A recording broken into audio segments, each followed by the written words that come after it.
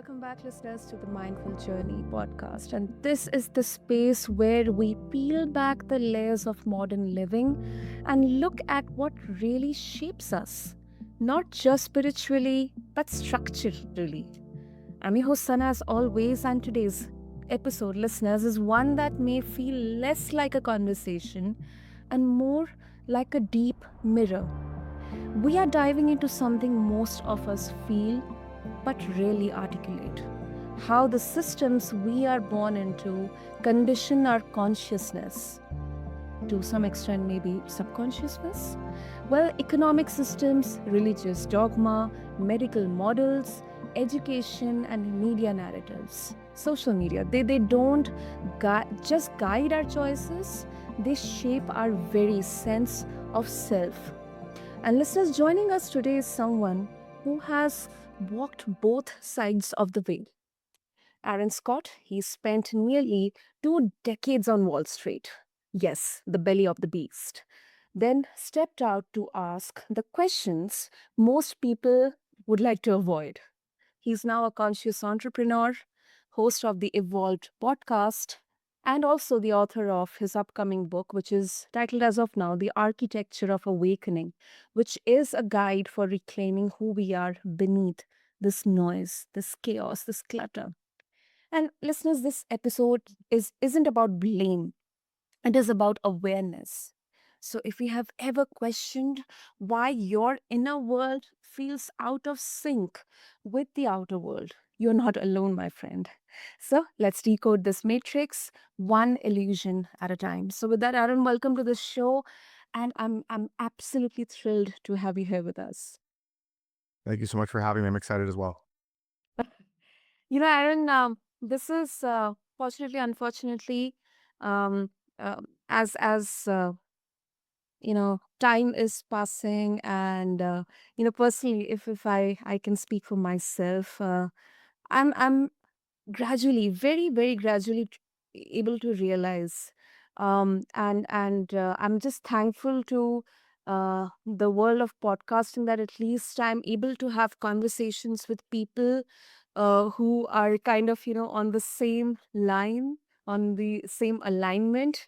And I'm really happy that we are able to discuss about this, because all of these factors, these things, all the systems around us, they are not even consciously but subconsciously somehow, like getting embedded within us. That's absolutely right. And I am grateful as well. I think that kind of when I started this effort, which wasn't too long ago, maybe 6 months ago, I was sort of trying to figure out what the best medium was to begin kind of discussing these topics and giving perspective and providing truth and insight. And Mm. I found the podcast medium pretty unique because you can have conversations, right? My podcast is more sort of substantive, where I go into different topics and analyze them through the lens of truth. In many ways, I'm kind of a truth seeker, and I believe that when people are given the complete information all of and all of the Good. fact, yep, and all of the facts, that a sort of a whole new world unfolds before them. And so yeah, I'm also grateful that we have the ability to communicate on a worldwide scale about so many of these topics, which are crucial right now as we go across this timeline. Absolutely. So Aaron, before even we begin to discuss about your journey and everything, first is, many people, whenever we talk about what is happening around us, people will come with conspiracy theories, and I had read it somewhere, I saw it somewhere online, this is happening, that is happening, people have got that evidence, and we have been generations and generations, we have come across so many conspiracy theories. So what would you say to skeptics, who may say that, oh my goodness, this is not true, this is not true, this is just, you are well in deep into conspiracy theories, everything is fine, everything is the way it is. Yeah, I mean, have you encountered across such skepticism? No, yes, and I think that, you really kind of have to take a step back, and you have to look at sort of what the dialogue is, right? And I think the conspiratorial sort of framework is really a byproduct again of our own indoctrination. Now, yes, there are people who certainly look to hoard power and money. It's just the nature of the human again within this paradigm. Now, well, the question that I ask is, well, why are people wired this way, right? And in truth, the people that are hoarding money and power, yeah, some may be doing it on a sinister level, but in truth, they too are the byproduct of the systems that we all occupy by the consciousness that we embody through these systems. So, an important delineation that I make is that this is really a reciprocal relationship. This is not a one-way street where we are the victims being manipulated by puppeteers. In truth, when you peel back the layer, it is part of a greater sort of systemic ecosystem. And it has been crafted in many ways by industrialists. It has been crafted by sovereign entities that are looking to serve their own interests, right? Again, why are we structuring our systems and our governments the way that we are? What is the current environment that we all sort of live in? And it's through this lens that I sort of approach these topics because in the conspiracy framework is in many ways true. There are conspiracies, and in fact, capitalism in its current form, right, which is not inherently evil, but just in its current corrupt form, is dependent upon conspiracy, right? It's part of the fabric, right? Now, how crazy you want to get with the conspiracy is a different topic, right?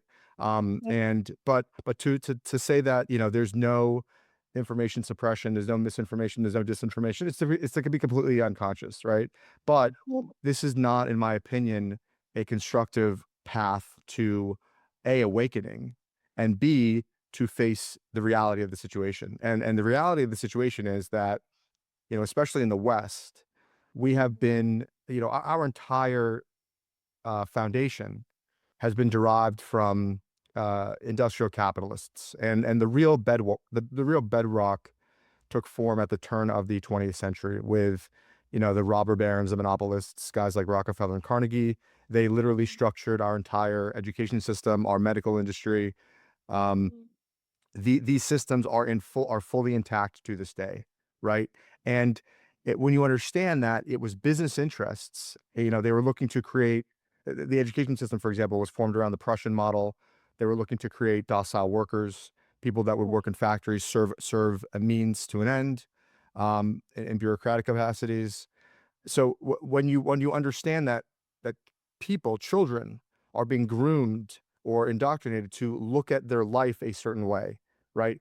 Their identity is derived from sort of a performative ideology. If they provide a utility, if they can make money and grow within the system, they are valuable. If they have some title, to their identity, this is valuable. But really, and again, this is part and parcel to the underlying um, sort of the underlying spirit of our education system, right? It's not because of some sinister group that are looking to enslave human beings. No, it was put together so that industry would benefit from the output, right? And but what people don't realize is that the ideology, the capitalist ideology in the West, especially, doesn't just exist in economic form. It bleeds into the value system of society. So again, we talk about identity. So, when you look at yourself as sort of this object, right? We have this materialist paradigm that has persisted, across millennia. It was perpetrated by, the Catholic Church, Judaism, Islam, even the Eastern philosophies. There was this idea of there was a structured patriarchy where men were the intermediaries between the individual and the divine, right? The mystic became the priest became the intermediary, and then you had to access the divine through the institution, right? So there's this institutionalization, but the institutionalization was through the lens of, let's look at it kind of this way: the masculine versus the feminine, Yep. the masculine energy versus the feminine energy, the sacred energies. And there was an overt effort to suppress the feminine, the sacred feminine, and in doing so, right, you had a new paradigm come into play where people, again, looked at themselves as material beings serving Mm, utility-based purpose. Um, mm, and look, again, well documented. You had the suppression of the Catholic Church across, you had the Dark Ages, the yeah. Inquisition. You had the Enlightenment era, the Enlightenment periods in Europe, where Mm, these thinkers that were looking to combine the mystical truths of our reality and incorporate them into science, they were jailed, right? They were excommunicated. So again, this isn't conspiracy. This is the structure of empire, and this is the structure of a mindset that forms by way of that empire, by way of that economic model. So no, I'm not looking to, you know, peg this to conspiracy. I'm looking to give people a full story truth and empower them with that knowledge to then change their perspective, to then change the way they view themselves and the world around them, and to take back their sovereignty and not fall victim to illusion or misunderstood forms of identity and value. wow. I believe this discussion can go for hours and hours. I don't, It sure can. it can. Feel free to go over. And I love these kind of discussions because it's not like, it doesn't have any base or any foundation.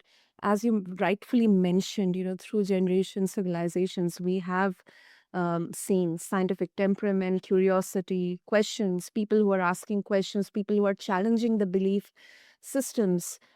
They are penalized, they're punished, their voices are suppressed. Um, so this is absolutely, one of my favorite areas of interest. And I also want to ask, Aaron, that your background, you spent nearly 2 decades in Wall Street. Maybe I'm wrong, but I can look at Wall Street, like a poster boy of capitalism. I don't know, but it's like you stepped out of Wall Street to ask the questions most people would avoid, as I mentioned in the intro. And you are now, a conscious entrepreneur, which is a very, very interesting blend of the consciousness, the mindfulness, the self awareness, and then a bit of, capitalism. So I would love for you to maybe, um, share that, maybe a particular moment of epiphany that you had, or maybe the years of questions that you asked yourself, that why am I doing this? How am I here? Should I transform, or something like that? I mean, what exactly Sure. motivated you into that transformation? Yeah, well, look, and I think I don't want to get too woo woo here, but I really think that if you can kind of contextualize if the individual can contextualize their own journey and they can get a real perspective on why things happened the way they did, and not have this sort of like victim mentality. I really believe that my path in many ways, people talk about, like, what are some of these theories where like your soul comes to earth to learn, and then, through those lessons, you then evolve and you reach higher levels of conscious. You know, in many ways, I think that maybe there isn't, maybe you're not consciously coming to earth. Again, it might be the case. I don't have, obviously, we don't all have any knowledge to that end. But what I will tell you is that when I was able to go back and look at, the trials and tribulations of my life, I had a difficult upbringing. My parents were divorced. I didn't have a very good relationship with my father, for example. Um, and you kind of look at, what did you gain from that? What did you learn from that relationship? What were the things that you can take away from that? What are the things that you can, use to grow from that, right? So it's kind of stuff like that. And what you find is when you look back, it kind of all makes sense, right? I view myself in many ways as kind of like a carrier of the flame, where it wasn't really until I allowed myself to be, and this sounds crazy, it sounds so obvious and so easy, but it wasn't until I allowed myself to be myself, right? It wasn't until that I allowed myself to be true to myself. And by true to myself, I mean to do the things that really um pushed me and really serve as the core of my engine of my being, that I felt whole and that I felt purpose. And all of these, sort of ego driven constructs of identity and of value and of purpose, they all kind of just drift away, right? And it's remarkable because we are all sort of driven again by the ego in many ways, but and it creates such difficult paths for us professionally with relationships. It's almost like the biggest the biggest issue that we all have to face, right? But when you live consciously and when you are true to yourself, these concerns and this identity, it fades away. It flakes off. And what you find is your life becomes so much easier because you're not contorting yourself to a structure that you inherited, to ideology that you took to be sacred, but was in fact was in fact systematically constructed, right? Not by sinister people necessarily to, control society, but because it was due to business interests and industry and capital reigning supreme over everything else. So, for me, having spent 20 years on Wall Street, I kind of reached a breaking point. And I went into Wall Street consciously knowing that I had to suppress a part of myself because in truth, I'm not it's hard for me to be a cog in the wheel, right? It's hard for me to in many ways view the world as a means to an end for my own ambition, right? To me, this is not natural, right? And so to be conscious, it's kind of unique, it's to be consciously aware of that, of the schism that Wall Street or any of these sort of, professions create, and to consciously elect to go through that pain and to go through that and to embrace that schism. Had I not done that, I don't believe that my message would be as potent or my perspective would be as piercing or my approach would be as impactful. So, I can say that I come from a very unique place because, to your point, I have not just a theoretical framework, I have a practical in the trenches understanding of how all of these complicated systems work, right? And I look at them objectively, and then I accept what the output of these systems are and how they impact, you know, foreign policy, how they impact certain sectors of industry, how they impact, these sort of ideologies transcend planes. They impact the individual, how the individual looks at himself, how the individual interacts with other people. Relationally, we construct a framework based on this ego-driven survival of the fittest, scarcity mindset, right? So, Yep. this upbringing, if you will, this experience, if you will, again, has been and again kind of the miserable, burdened years that I lived have in many ways been the sharpening of the blade and has allowed me to, kind of ascend to, where I am today and has given me this sort of, unencumbered energy and truth, right? To share my knowledge and perspective. Hmm. No, that absolutely makes sense. And you mentioned something about the scarcity.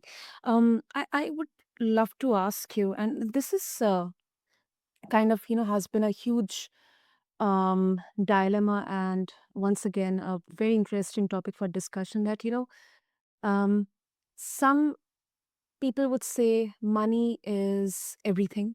um, Money brings you comfort, money brings you, it uplifts your lifestyle, it uplifts, it gives you ambition. Of course, I also I agree with that. But then people will also say money can't buy you happiness.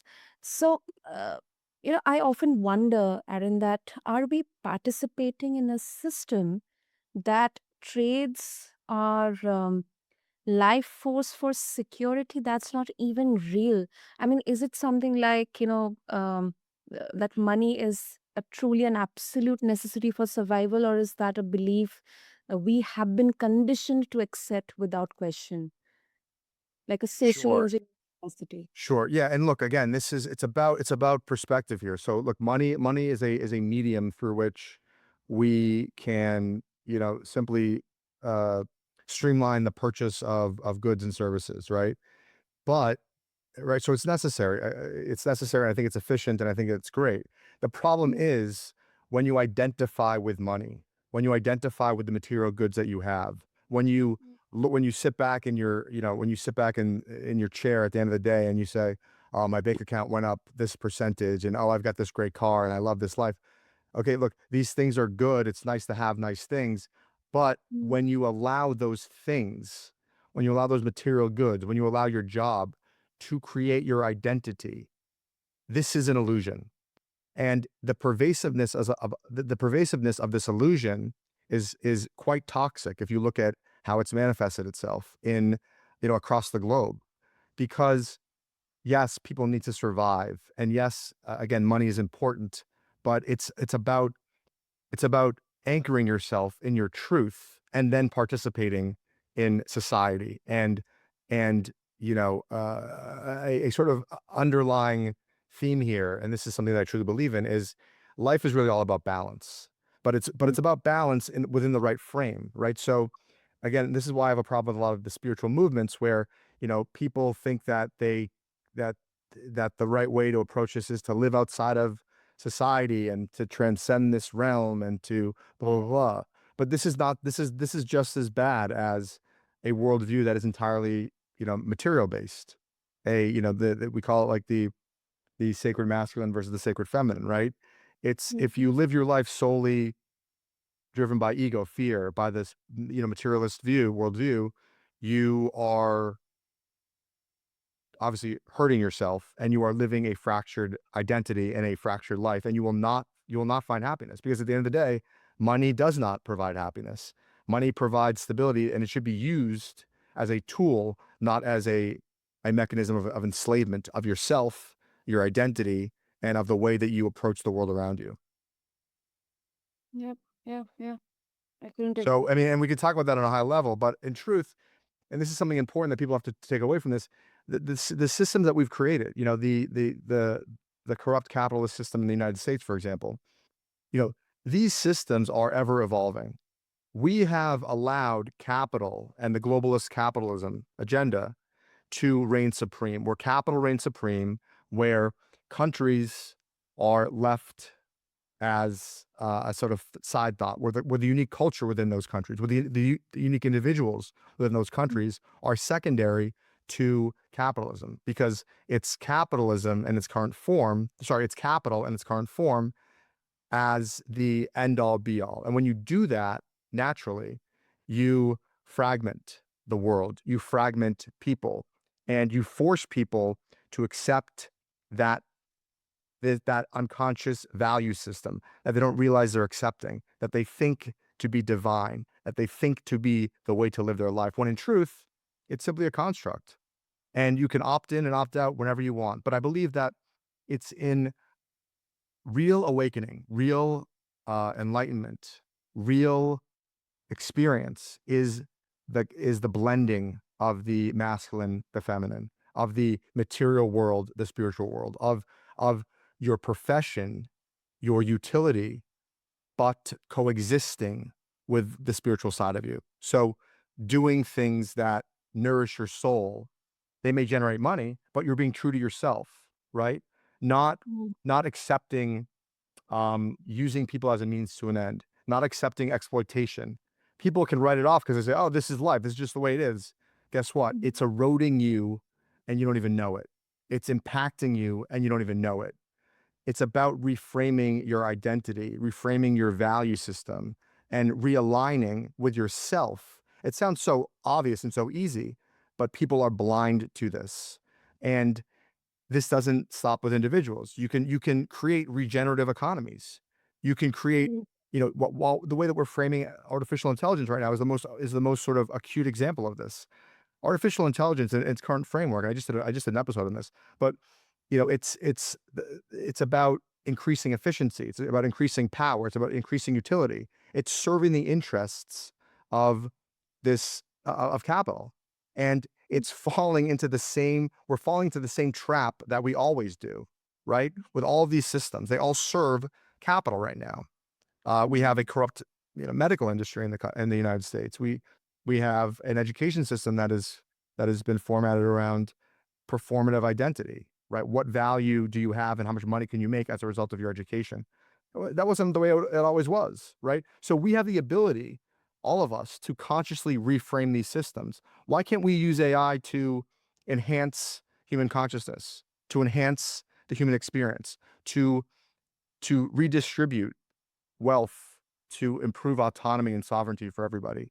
Why can't we? Well, because the interests that are being served are capital, right? So, but if enough people, and this is really the core of my effort, if enough people wake up and can detach themselves from this indoctrination, and this is not conspiracy theory. This is just the way it is. I mean, y'all, it's so you just have to look at yourself, right? What are you valuing? Where are you spending your waking hours? Are you spending it all, are you spending half your life at work? Well, guess what? You are submitting to a system. I'm not saying it's bad, but it's just the fact. It's what's going on, right? So, it's we all need to, and this is kind of globally, we all need to develop a larger curiosity. We need to develop methods of self-introspection. We need to develop ways to reimagine the world after this introspection and after being true to ourselves. It's all one big ecosystem. It's all connected, from human interaction to economy to your relationship with the divine. It's all part of the same thing because everything is connected. Nothing is separate. It's an illusion, right? So that was a lot there, but that's kind of my framework for understanding. Oh, no, that's it's hard hitting, and these are some difficult questions to answer. And I think for someone, especially, you know, who may think that, I'm right now not in that zone to even consider the fact that there's some kind of systemic ecosystem here. I'm just trying to pay my bills and or dealing with something really traumatic right now. I think for them, this is for everyone. This is for everyone. And Aaron, you have also, you are writing a book as well, which is as of now titled "The Architecture of Awakening." So, if you would like to share a bit about this book with all of our listeners, and when they can, you know, uh, get a hold of your book as well. Yeah, let me just speak quickly to what you were saying about people are just trying to get by and make money. What you find is that, and this is again another sort of crazy revelation. But when you are living in that survivalist mentality, when you are submitting and you are putting yourself under sort of unseen shackles, um, these are self-imposed shackles, right? You are not allowing yourself to flourish. You are not allowing yourself to be your true self. If you are able to, through any means, I mean, this is really what the fight should be about. The fight shouldn't be about accumulating money so that you can buy things and support, et cetera, and have that sort of mentality. The fight is about reclaiming agency and reclaiming sovereignty. And you can do that if you are true to yourself. If you are true to yourself, and this sounds, mystical, but just trust me and trust everybody else who's saying this, right? The tenets of affirmations and manifestations, that whole movement, it's about detaching and letting yourself just be who you are. Maybe it's quitting your job and doing something that you truly enjoy doing. What you'll find is that that thing that you truly enjoy doing, if you're working at a computer company and you hate it and you're grinding through every day, well, you're living a stifled life. What if your passion is painting, right? Let yourself go from that computer company. Embrace who you are, embrace your love. What you will find is the money will come because you are aligning yourself with the universal current. You are allowing yourself to jump onto that wave, ride that wave. You have immense power if you let yourself be who you truly are. It sounds so stupid and so easy. It's the way to get unburdened. It's the way to detach and ultimately gain the autonomy and sovereignty and financial freedom that you so desire. It's an illusion to think that the other way is the right path. So I had to put that out there because it's important. Um, Mm. but yeah, so my book, my book is really a combination of kind of what my podcast is looking to do, which is expose sort of the systemic construct, to expose through real truth the ways that capitalism, or capitalism is not inherently bad, by the way, but in the West, the way that it's been contorted, corrupt capitalism, what it's done to the individual, what it's done to our society, and to accept that for what it is. but to give tools to awaken within that construct. And not just tools to awaken, but then to live a satisfied, full life, right?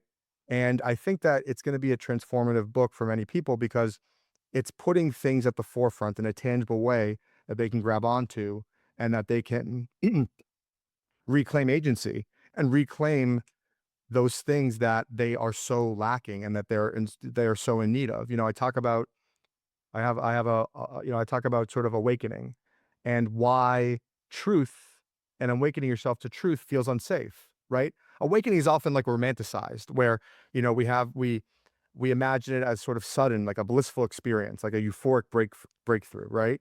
Where everything becomes clear and peace washes over us. But the truth is less cinematic, right? Awakening in its Mhm. truest form is not always light. It's not always, you know, this sort of euphoric experience. It's about you have to collapse first. You have to shed and break down first. Not you don't have to have a mental breakdown, but you have to let these illusory systems that you've so aligned with collapse, a sort of disintegration, right? And um, you come to a sort of reckoning with everything that you thought was real, because true awakening doesn't just show you beauty; it shows you illusion. And people don't, resist truth because they're ignorant. They resist truth because it threatens the literal scaffolding of their identity, right? Right. So I talk about, again, I give people an accessible way to digest these topics and then to go through on a sort of step by step basis a reconciliation with yourself and then a path forward so that you can live a life that you're true, through which you are true to yourself and not abandon the world that we are all a part of. Right. This is really a big part of sort of my book. Great, great. And Aaron, if our listeners they would like to connect with you, what would be the best way? Best way would be to check out my podcast. It's titled The Evolved Podcast with Aaron Scott. I go into again really deconstructing and analyzing so many systems, so many ways that we identify with them and the world around us, and ways to again reimagine and not feel like you're kind of just, you're a cog in the wheel and you're going through life without any power. That's really what the point of the podcast is. And again, I have a book coming out hopefully in about 3 months, going back with my Mm. publisher now. And please check that out. The title is The Architecture of Awakening. Wonderful, wonderful. I'll make sure to have all the links in the show notes. And Aaron, thank you so so much. I mean, this was such a profound, electrifying episode. And definitely awakening it doesn't mean escaping the world. I think it means seeing it clearly, mindfully, loving ourselves in it, and choosing with intention rather than inertia. So thank you so, so much. I mean, this was such a profound, nuanced conversation. Thank you. Thank you so much. I really enjoyed it. So, listeners, this conversation wasn't about blame. It was about remembrance. Because if these systems have conditioned us, then we can also decondition. We can reclaim the parts of ourselves that were numbed, silenced, or redirected for the sake of fitting in. So, make sure to connect with Aaron, listen to this podcast, and check out his book. Refer to the show notes. Until next time, stay curious, stay soft, and as always, walk your journey with eyes open and heart rooted. Thank you.